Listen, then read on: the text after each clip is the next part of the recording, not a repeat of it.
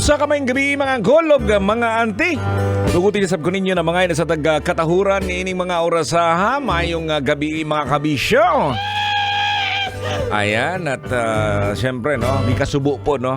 Of course, we are praying for this country no. Ang ating kapitbahay sa Southeast Asia po, ang bansang Taiwan dahil po sa nangyaring lindol po ngayong araw, 7.4 magnitude po sa may Taiwan.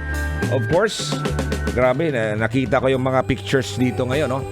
Habang tinitingnan ko po yung naturang mga bahay na nasira sa naturang capital po, Taipei, Taiwan. Ayan, gikasubo po nato no. At pinagdasal po natin ang bansang Taiwan. And of course, sa mga tao pong naapektuhan po dito.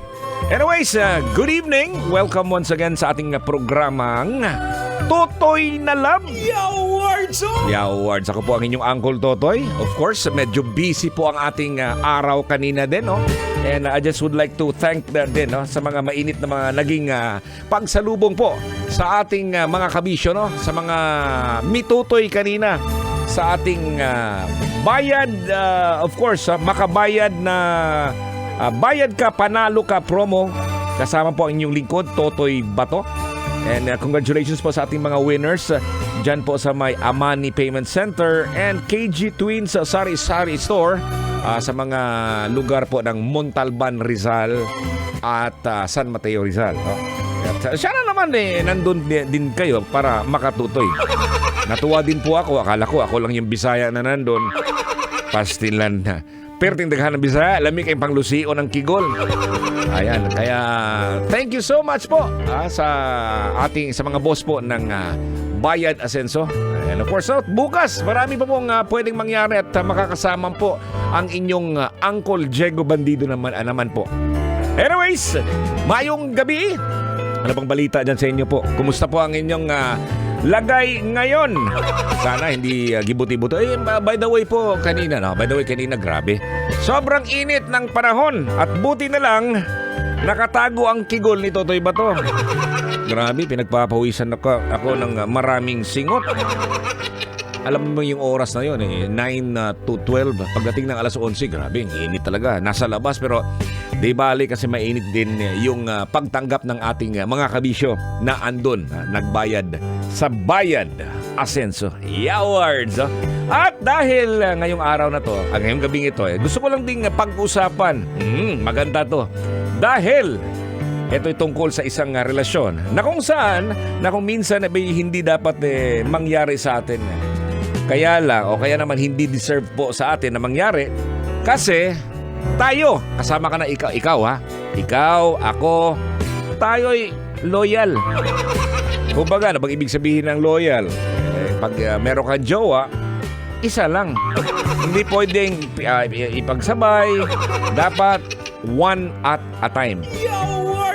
Sabi nga nila, ang pagiging loyal ay isang mahalagang katangian na pagpapakita ng tapat na pagmamahal. Siyempre, may paggalang, respeto yan ha? At pangangalaga sa isang tao lamang ha.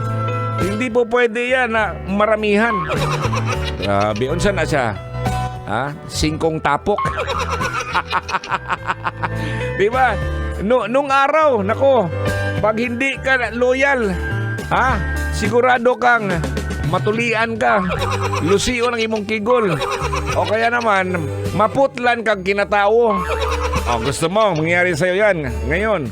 Alam mo nung araw no, siguro sa probinsya madali lang kasi magkakalat, ang daming mga marites sa probinsya Ewan ko lang, nung kapanahunan po namin kasi yung mga angkol, yun na yung lumilitaw na po yung text, no? Yung cellphone, yung 2G po mga kabisyo. Ewan ko lang ko, no? Kung sa anong generation ka ba. Pero sabi nga nung kaibigan ko, alam mo, Toy, nagpasalamat ako sa pag-evolve po sa cellphone. Yung basic na cellphone po, no? Ibig ko sabihin, yung call and text lang po. Sabi nga niya, kung hindi daw na nagkaroon ng cellphone, yung text, hindi siya magkaroon ng asawa. Torpe siya Alam mo yung pagharap mo yung babae, pinagpapawisan ng maraming singot. Hindi lang yan. Pag hindi ka harap yung babae, grabe, daming sinasabi. Pero pag harap na yung babae, nako, hindi makapagsalita. Diba?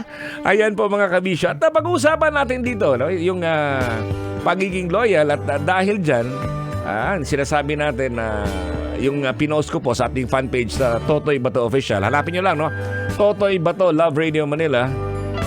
Ito tungkol sa nararamdaman po ng isang tao. Kaya ang pinost ko, ano ang mas masakit para sa iyo, Col, Te? At saka sa mga younger generation siguro, no? Ano ang mas masakit? Pinagpalit o pinagsabay? Ano ba sa'yo? Para sa'yo. So gusto kong mag-react ka, ha?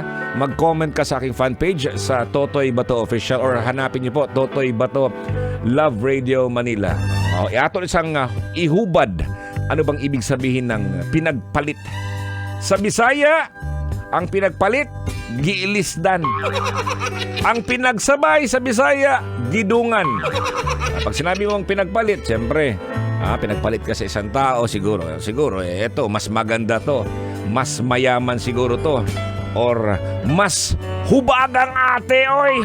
Howard, so, etong isa naman, pinagsabay. Siguro, isa sa mga rason dyan, pinagsabay dahil nga, alam mo yung, hindi kontento sa isa. So, halimbawa, wala yung isa, merong substitute. Pambihira naman. Yan po yung ating pag-uusapan mga kabisyo. Ako po inyong Uncle Totoy. Kaya tutoy na tayo, tudo-tudo. Hangtod alas 12 po ng madaling araw dito sa ating programang Tutoy na Love. Ayuhag Tutoy, ha? Kanag yung mapaslot yun. Yawards, oh. Kailangan pa bang i-memorize yan? Love Radio. Basic!